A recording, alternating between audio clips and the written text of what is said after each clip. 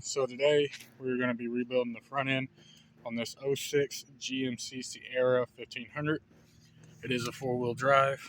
We are going to be replacing it with Moog parts. I think I said that right. It's getting new inner and outer tie rod ends, upper control arm, lower ball joint. We are doing the sway bar links, idler and pitman arm. So basically what you're going to need tool-wise if you're working on one of these, which is going to be the same, I want to say, from 02 upwards of 06 on the Sierras and the Chevy 1500s. So if you're going to be doing your control arm, which this is coming off anyway because we're doing the lower ball joint as well, 21 millimeter wrench is what you're going to need. You're going to put it on that side, and you want a 21 millimeter socket. Doesn't, I would say it wouldn't really matter if you had a deep shallow, but deep well works perfect. And in my case, I'm running with a 1/2 inch drive, so you can get your camber bolts out here and here on both sides. I would definitely mark, you see a paint marker there and there, that way you can kind of get it close back to where it was when you took the old one off and you go to reinstall your new one. Either way, you will still, well, I still recommend getting the alignment done. At least this will get you pretty close. So in order to get that off, again, 21 millimeter wrench and socket to get these off.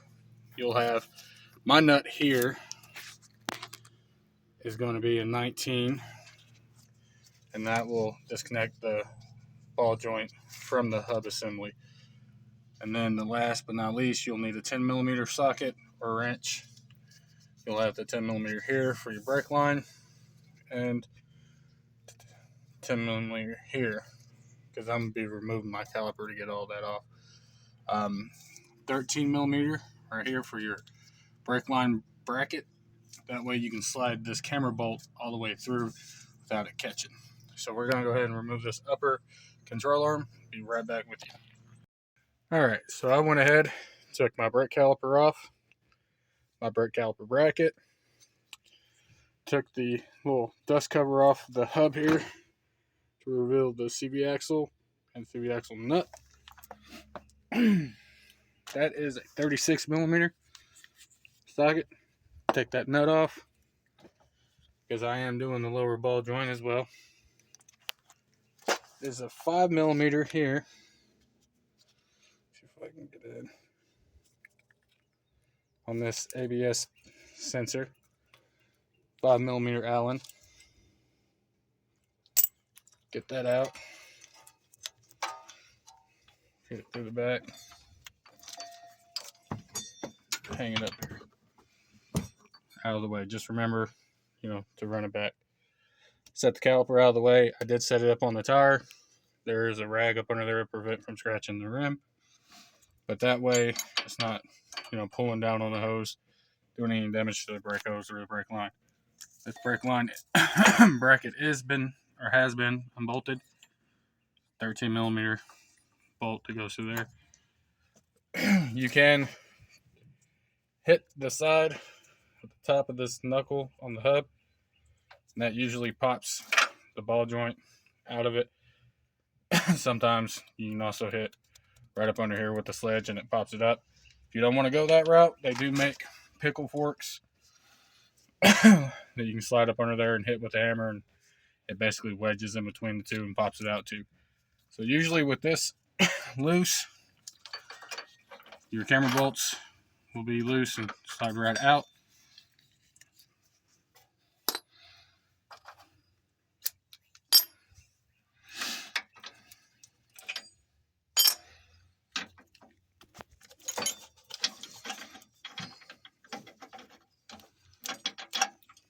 This one here might have to finesse a little bit, but then you can remove your upper control arm. So we're going to get that out and get this hub off and go to the ball joint side. Of course, we will be removing our tie rod end too. So let me get that done. Be right back. Alright, so our hub assembly is off. Again, you can take a hammer, tap on the side of the knuckle, and it'll pop the tie rod in out. Same with the lower ball joint. Tap the side of the knuckle with the sledgehammer. By tap, I mean put some ass in it. It'll knock it down. Just be prepared to catch it because it will fall. It's heavy. There's a snap ring that sets around here on the lower ball joint. Get you a set of snap ring pliers. Pop the snap ring out. And then take a pair of pliers or proper wrench. Pull your grease fitting off your ball joint. What I like to do is, obviously you can use a ball joint press and press them out. I'm not going to do that. I'm going to heat it up a little bit with a torch and take a sledgehammer and knock it out the bottom because it gets pushed in from the bottom. Knock it out from the bottom. The upper control arm, once you get your bolts out, grab it side by side, and just wiggle it out. She'll slide right out. So I'll be right back once I get this ball joint out.